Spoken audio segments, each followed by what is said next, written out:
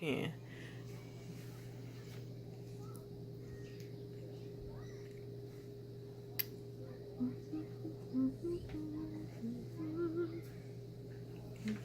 Here we go.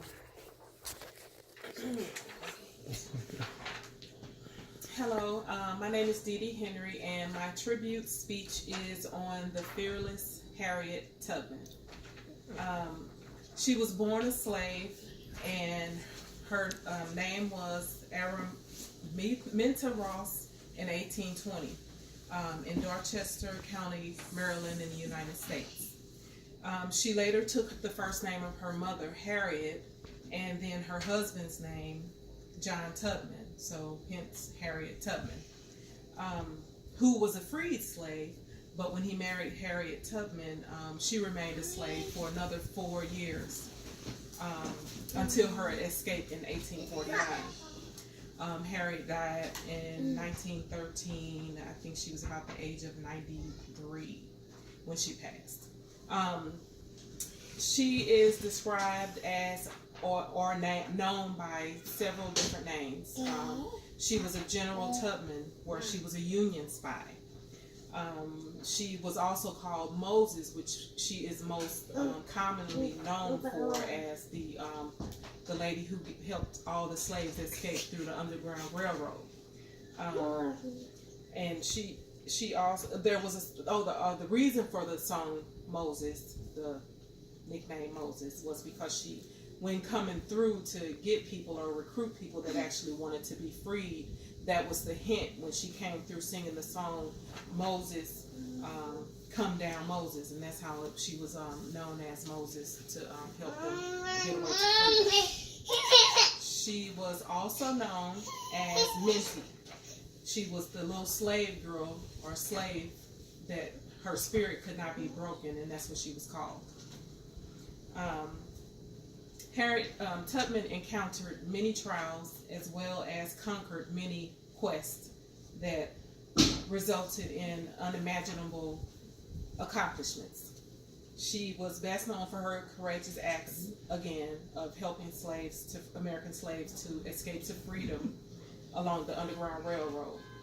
And she was just a 5-foot-tall, little fearless woman who kind of disguised herself as an old woman to kind of to get away with things. Rather, she disguised herself as an old woman to trick all these adult men, because back then that's who ruled everything, Caucasian men, and she tricked them into believing she was just a little old defenseless lady, and that's what helped her when she was nowhere near defenseless.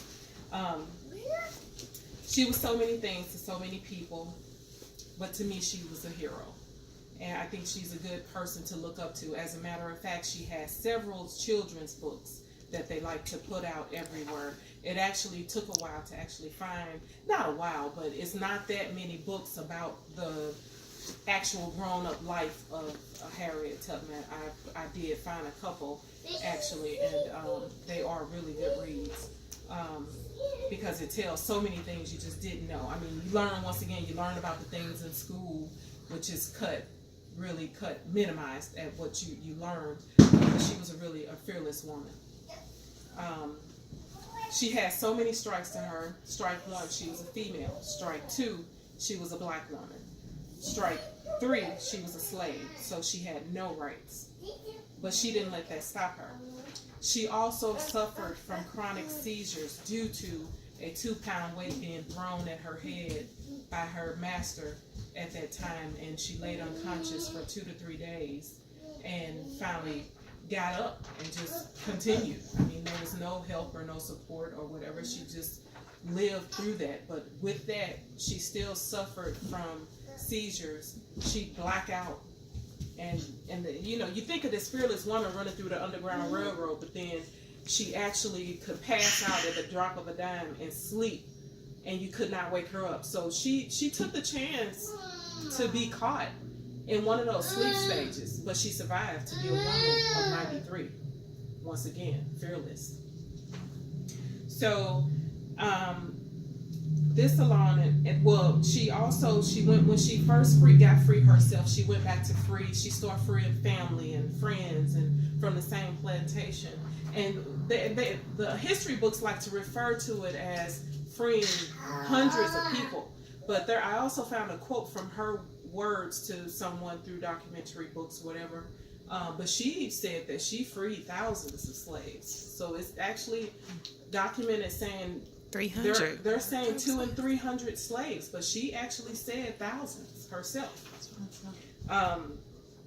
So, and then the first trip she went back to free a slave, she went back to get her husband because he turned back. I didn't mention that. He actually turned back along with her brother. They went with her brothers. They left with her the first time. He turned back. So 2 years later, she went back to get her husband. That's when she could make the trip again. And he was married to someone else. So can you imagine the devastation of that? A woman in our time, a lot of people can't handle that. And they were just giving up and just stopped. She continued to do what she was doing, and that was helping free other slaves. So once again, she's fearless. I could go on and on about all the courageous things and the great acts she's done. But I just feel that she's an inspired person to keep you encouraged, to keep you. If you ever feel like you can't do something, you can think about what she had to do, but she still did it, and she conquered it. She really did. She tricked a lot of smart, intelligent people that were supposed to be way smarter than slaves to get this done, and she got it done successfully. So if she could do all that, what she was up against, we could do anything. So I'll sum my tribute up to Harriet Tubman by saying a quote that something Tubman once said. She said, "I had reasoned this out in my mind. There was one of two things I had a right to, liberty or death. If I could not have one, I would have the other." Fearless. Thank you. Thank you, guys. And here's everybody else again.